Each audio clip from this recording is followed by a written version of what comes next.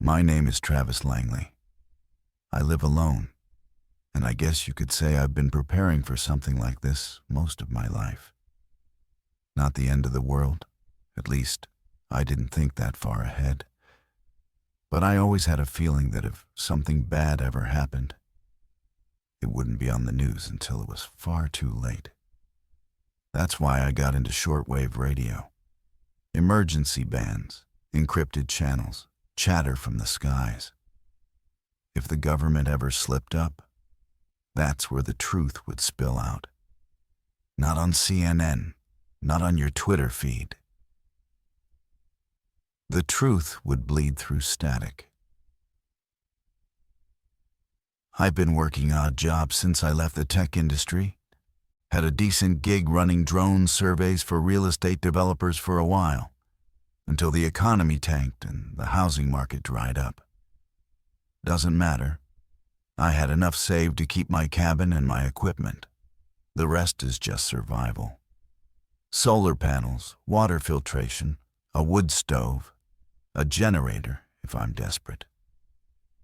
I live up near Big Timber, a speck of a town on the edge of nowhere, where you're more likely to see elk crossing the road than people. That's how I like it. 3 weeks ago, I started noticing odd breaks in the usual noise. You get used to the rhythms on the bands. Military weather stations ping on intervals, ham nets come alive in the evenings, and preppers rattle off survival tips into the void. But these, thus, weren't any of those. It started with a burst of tones, high-pitched and clipped, followed by silence. Then, what sounded like automated voice fragments, just syllables, like a GPS system having a stroke. I logged it. I always do.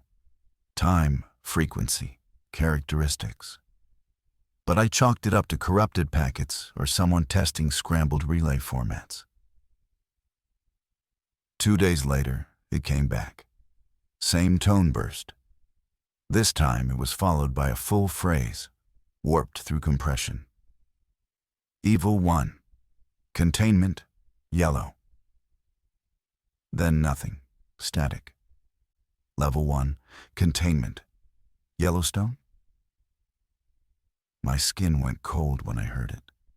I replayed the recording over and over. I even cleaned it through my audio software, sharpened the waveform, filtered the low hum. There was no doubt. It was an emergency broadcast. I checked the emergency alert system logs. Nothing public.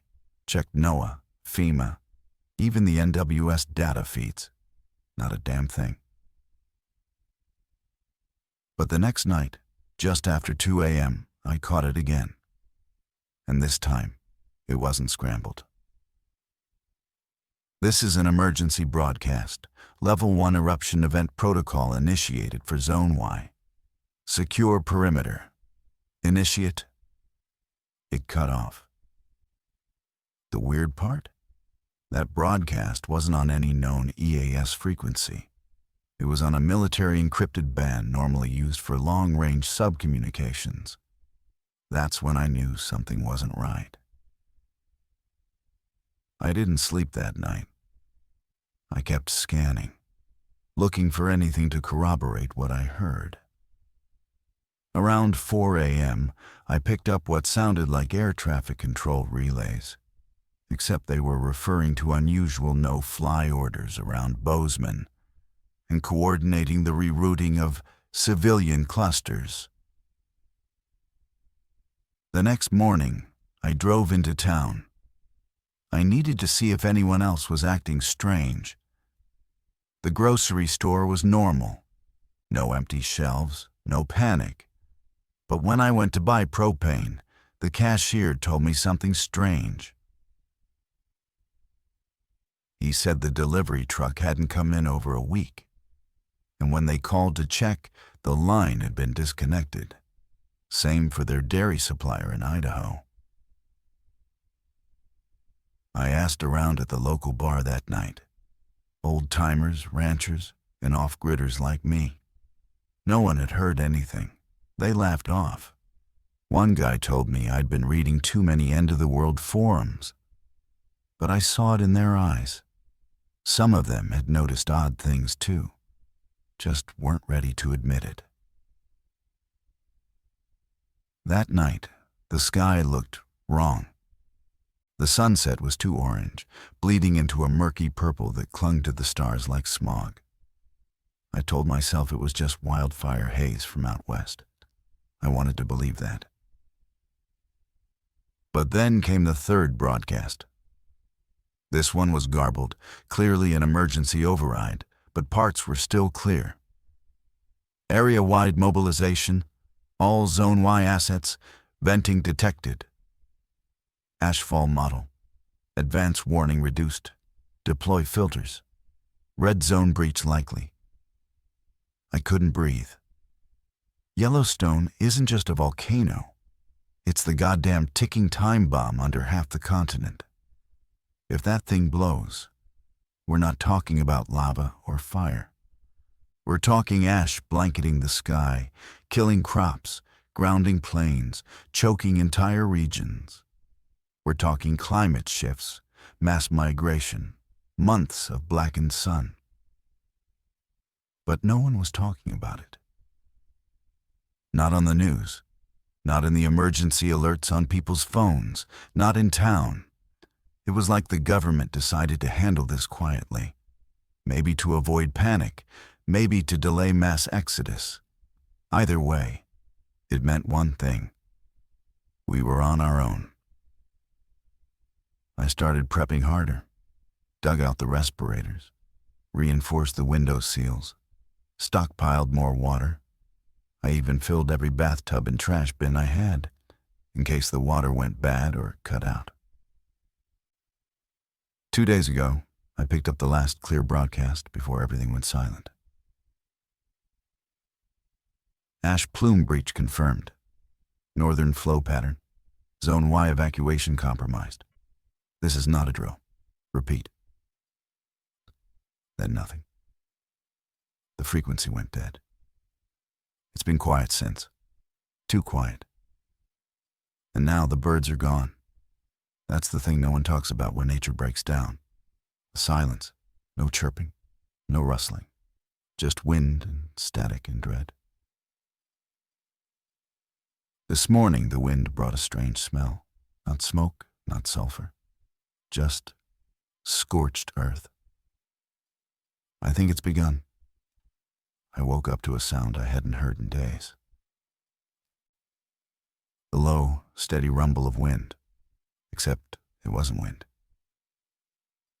It was deeper, rhythmic, like a freight train buried miles underground.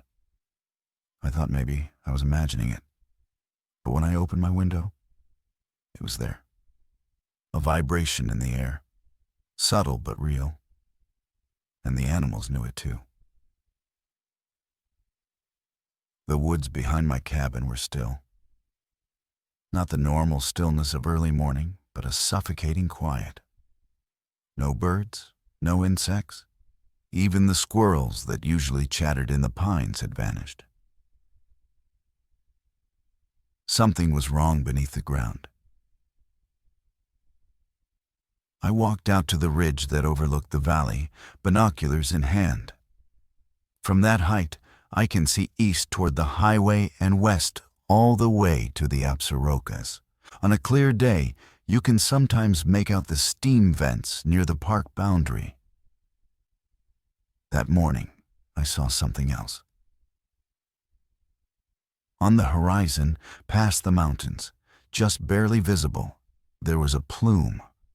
Thin, dark, reaching up like a needle into the sky, and spreading.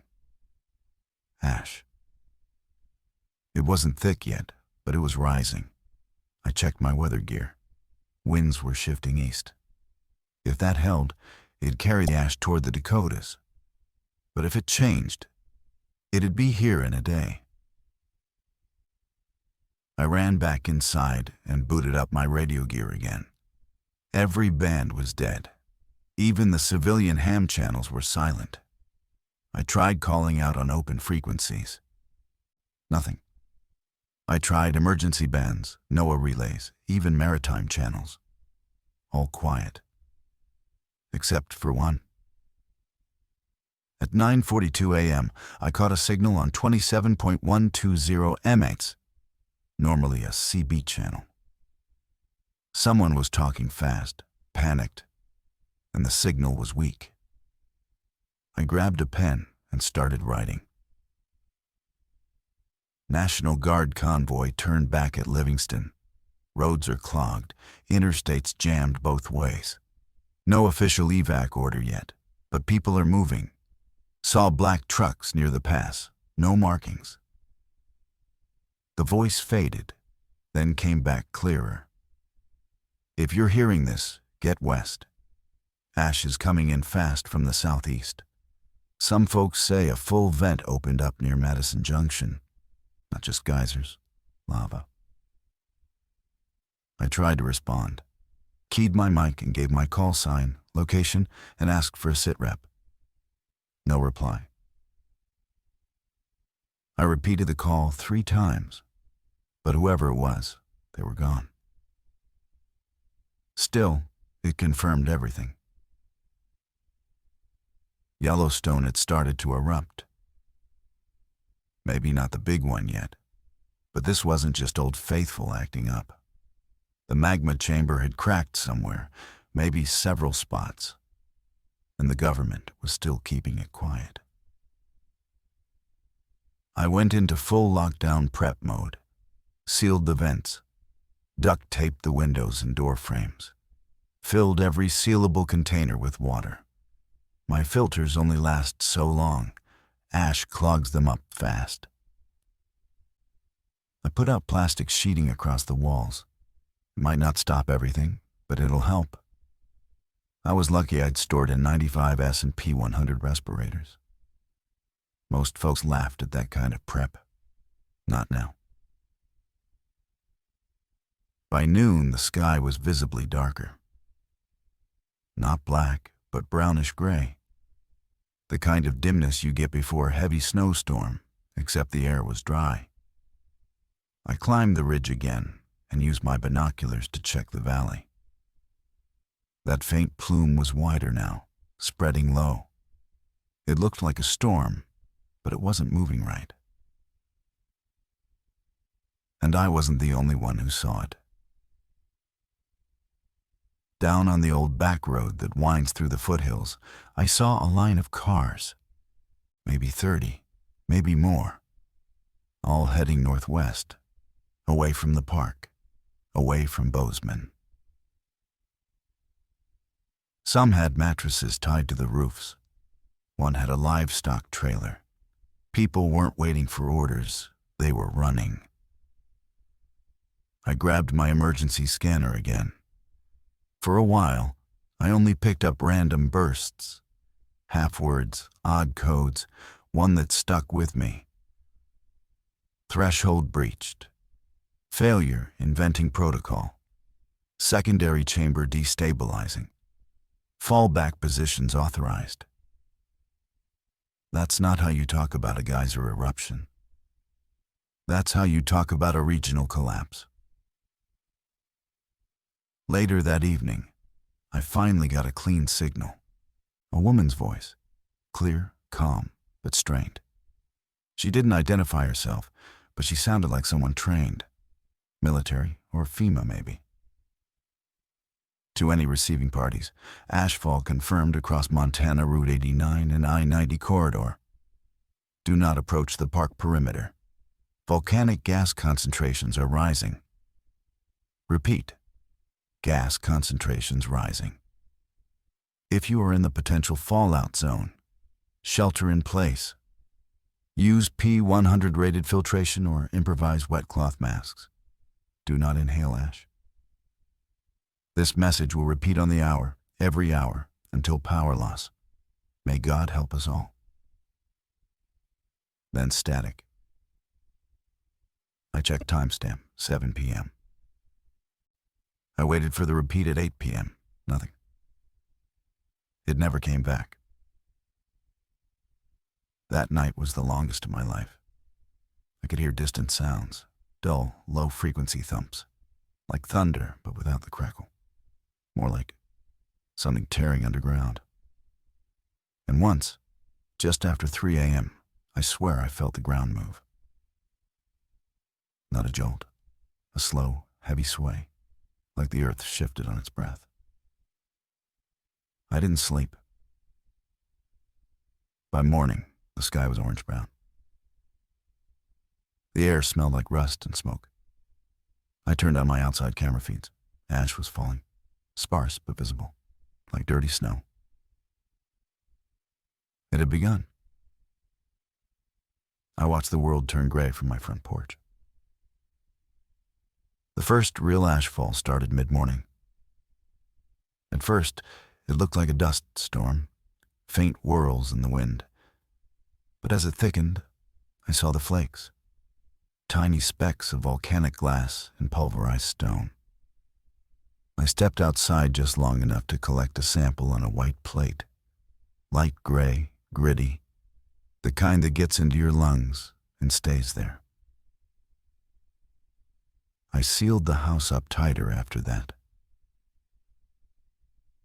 The solar panels were still working, but I cleaned them twice during the day.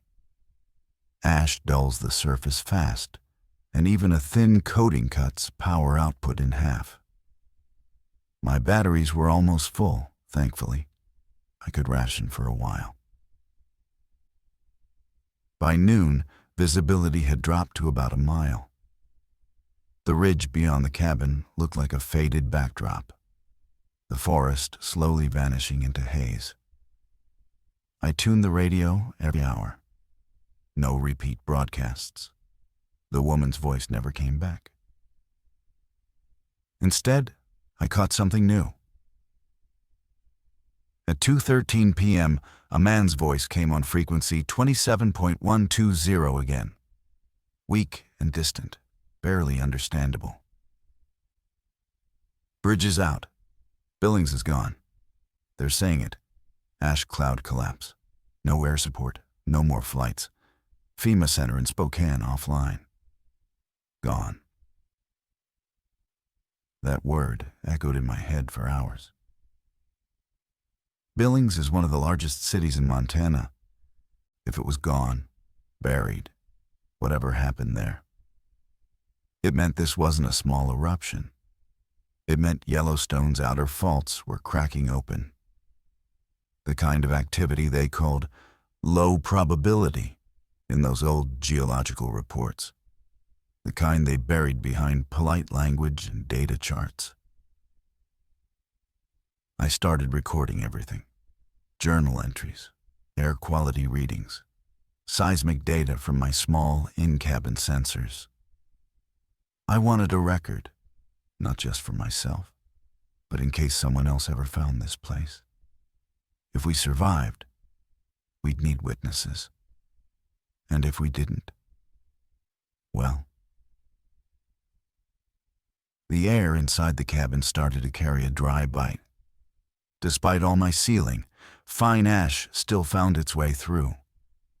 It settled in corners, behind appliances, clung to the filter grills. I replaced the HEPA filters in both air purifiers. I only had 3 backups. That night, I caught another signal.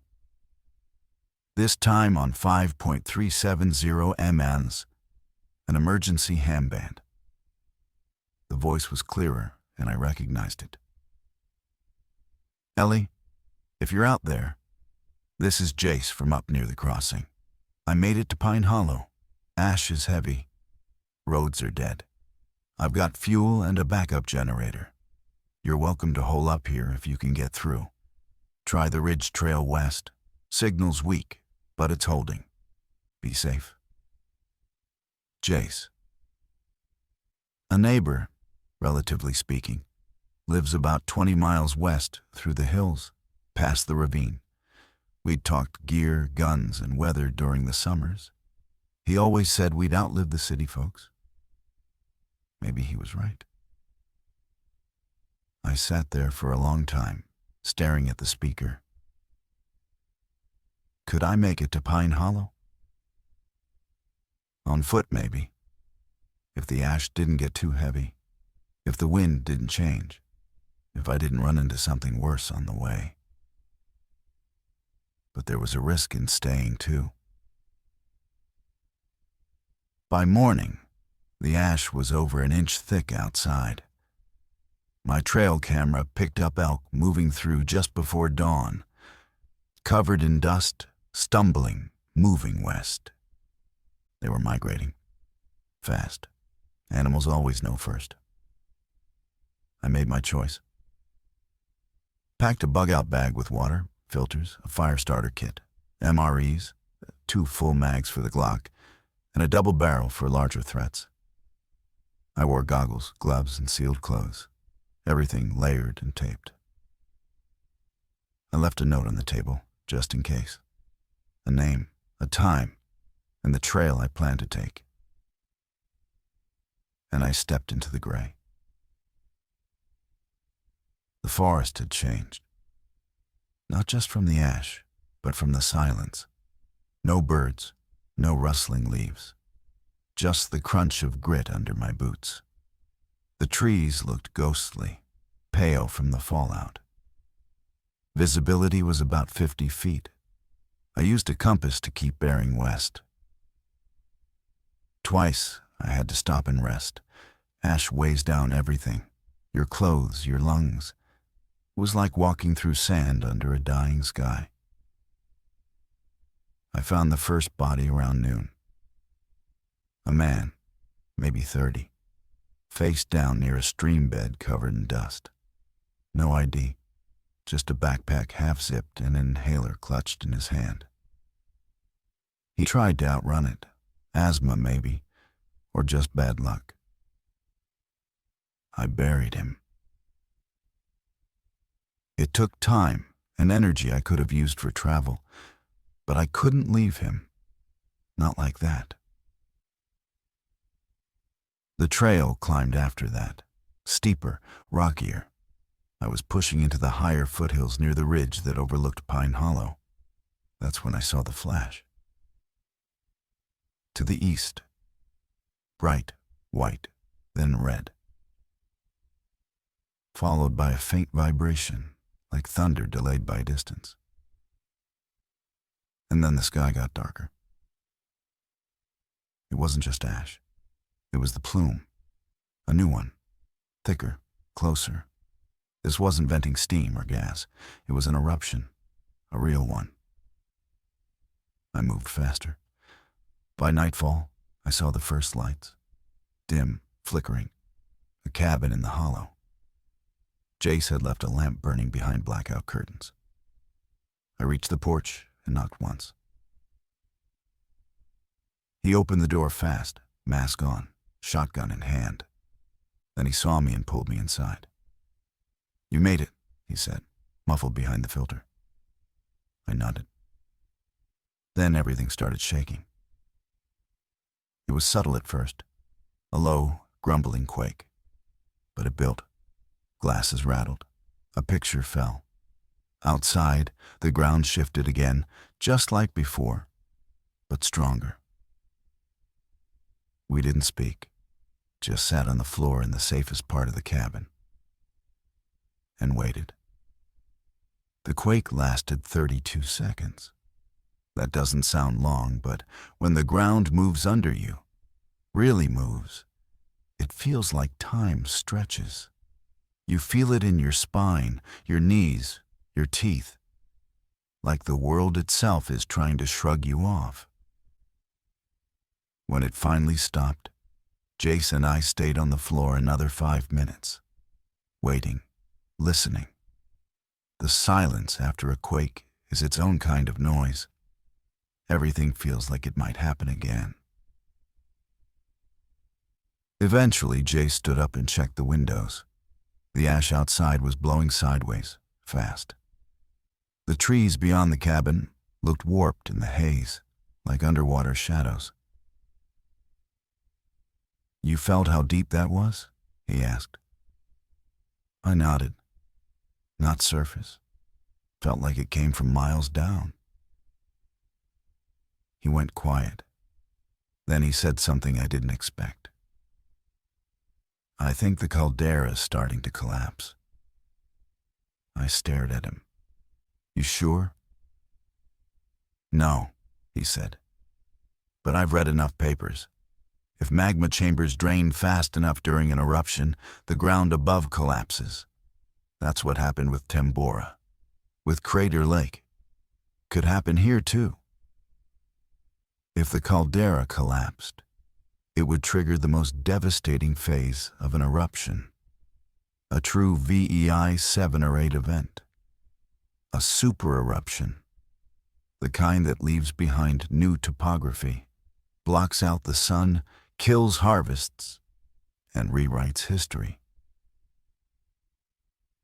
We stayed inside for the next 24 hours. We used plastic to seal off the windows better. Jace had food, canned, dry, enough for 2 people for maybe a month if we stretched it. He'd even set up a small filtration system for drinking water, running rain catchers off the eaves. The man was a survivalist, but not in the paranoid, end-times preacher way. He was calm, methodical, realistic. I was grateful for that. But neither of us could ignore what we were watching. The radio stayed mostly silent, except for intermittent military broadcasts, all automated now. Looped instructions about shelter, boiling water, avoiding ash inhalation. No mention of relocation. No word from FEMA. No updates from the president. The assumption became the federal infrastructure was gone or overwhelmed. We passed time reading old paperbacks, inventorying supplies, cleaning masks, and listening to the outside world fall apart. At night, the sky turned red. We watched it from the small upstairs window. It wasn't fire. It was glow. Reflected ash, illuminated by fresh magma fountains. Far to the southeast, but visible. The kind of light that shouldn't exist outside of hell. I started to feel it then. A tightness in my chest. A dry cough that came and went. My fingers tingled sometimes, like pins and needles. Jace said it could be the ash, or stress, or both. I told him about the voice I heard, the emergency broadcast. The woman warning us about Stage 3 escalation. The grid shutdown. The cutoff of satellite communications. How the eruption may have triggered a national or even global emergency cascade. He didn't question it, just nodded. Explains the silence, he said. Something big enough to trigger those fail-safes. They must have known. Maybe they knew years ago and didn't say. That stuck with me. Maybe they knew. The geological reports from the early 2000s always said Yellowstone was unlikely to erupt in our lifetime. But what if unlikely just meant unpopular to fund? What if there were simulations, redacted reports, plans made in secret and buried? What if that broadcast I caught wasn't meant for civilians? The next few days passed in slow dread. The air thickened. Even with masks, my lungs ached more. I developed headaches, nosebleeds, Jace too. We started rotating sleeping shifts to conserve oxygen. The air purifiers ran constantly. I used up the last backup filter 2 days ago. Then came the ground rumble. Not a quake, not quite.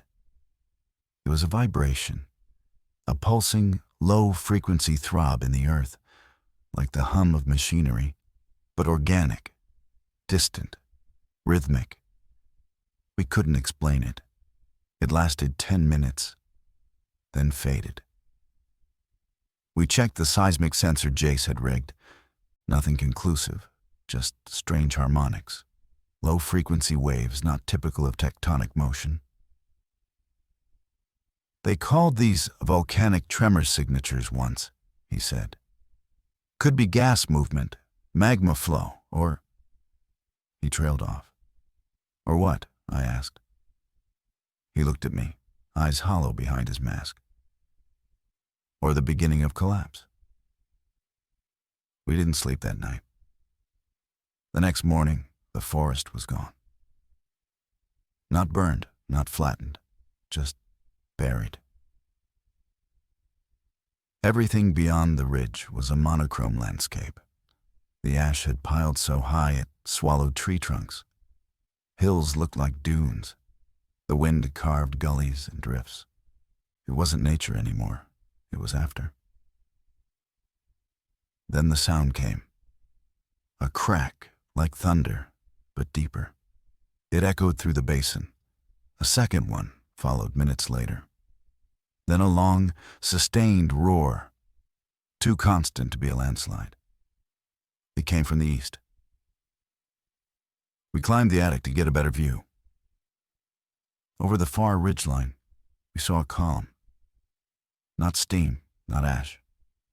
Fire. A vertical jet of orange, hundreds of feet high. It spiraled like a flame tornado, and around its base, black clouds boiled up into the sky. The supervolcano had fully breached. This is it, Jace whispered. The collapse. He was right.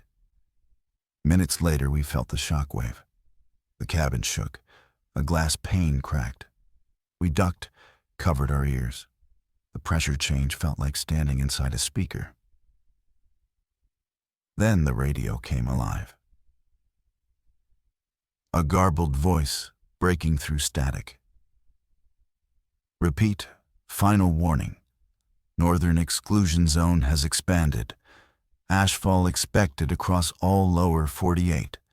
Do not attempt evacuation. If you are not underground, remain sheltered. Government continuity centers compromised. This message will repeat.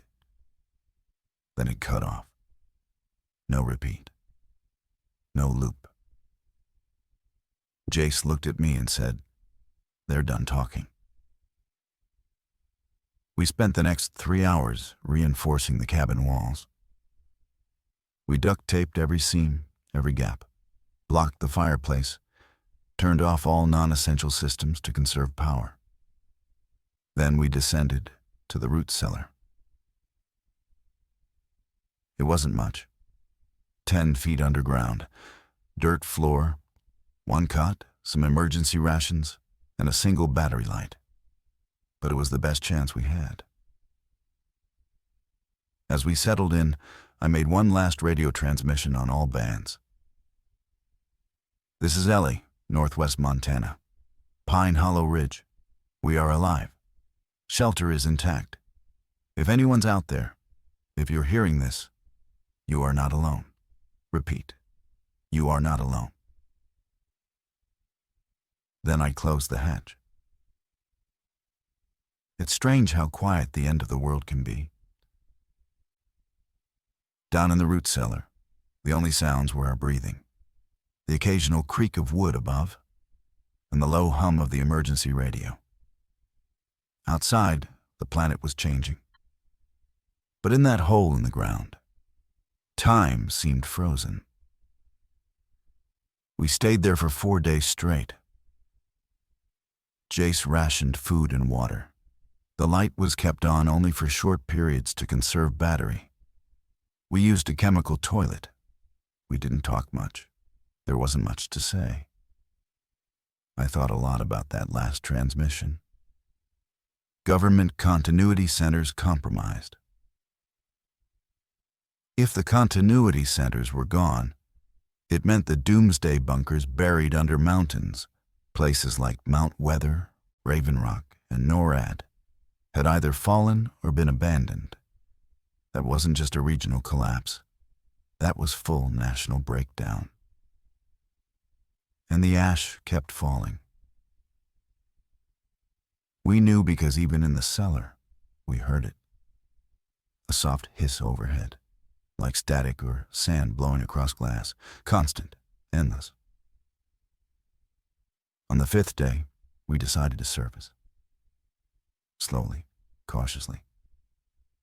We both wore full filter masks and protective goggles. Jace went first. When he opened the hatch, the sunlight was a dim gray smear. Everything outside was coated in over a foot of ash. The trees looked skeletal. The truck was just a mound. The air was suffocating. We only stayed above for 10 minutes. Long enough to refill the rain catchers and check for structural damage, then back down. It was like swimming in poison. Still, we made it a daily routine. Surface, check supplies, back down. We couldn't live underground forever, but the surface wasn't ready for us either. Then came the signal. On the morning of the 8th day, the radio buzzed to life again. A new voice. Distorted but clearer than before. To all listening posts, this is Station Perseus. Repeat, Station Perseus is operational. Forward base located at NORAD alternate. Site B. Civilian evac welcome. Approach only during daylight. Watch for flags. Do not use roads. Bring masks. This is not a drill. Jace and I looked at each other. Then he pointed to the map of Wanina. Alternate NORAD, he said. There's a decommissioned facility in northern Colorado. Site B. Think it's real? I don't know. But it's the first voice we've heard that didn't sound automated. We debated for hours. The trip would be hundreds of miles. Over mountains, across ash plains, through God knew what. But staying was no longer an option. The ash was making us sick. My cough worsened. I was down to 2 filters. Jace had nosebleeds every morning. We started hallucinating sounds at night. Pounding, breathing, even voices. The cabin creaked like it was falling apart. The air smelled like burnt plastic and rot. We packed everything we could carry into 2 hiking packs. Cans, water, filters, knives, compass, emergency blanket, the radio. We left the cabin on foot. The world outside was post-human. Ash dunes rolled across what had once been pine forest. No animals, no birds. Just silence, broken by the wind. Once, we found the shell of a burned-out SUV, half buried, the skeleton of a deer lying in its shattered windshield. Everything was the same shade of gray. We moved only during the day.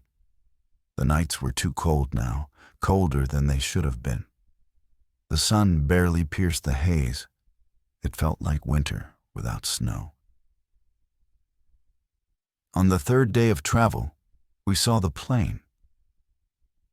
A commercial airliner crashed nose first into the side of a hill. We detoured, hoping for supplies. Found nothing but ash-filled seats and decayed luggage. No bodies. Jace theorized the plane had been caught mid-evacuation, flying blind, maybe suffering engine failure from the ash. We pressed on. By the 5th day, my legs were giving out. Every step felt heavier. Jace carried more weight. We ran out of protein bars and switched to cold beans. Water was low. Every raindrop we caught was acidic. Then we saw the flag. Red cloth tied to a charred signpost. Beneath it, boot tracks in the ash. We followed. 3 hours later, we reached a fence line. Barbed wire. signs warning of military property, and a speaker mounted to a pole. We approached and spoke. The speaker crackled, then a reply came. Stay where you are.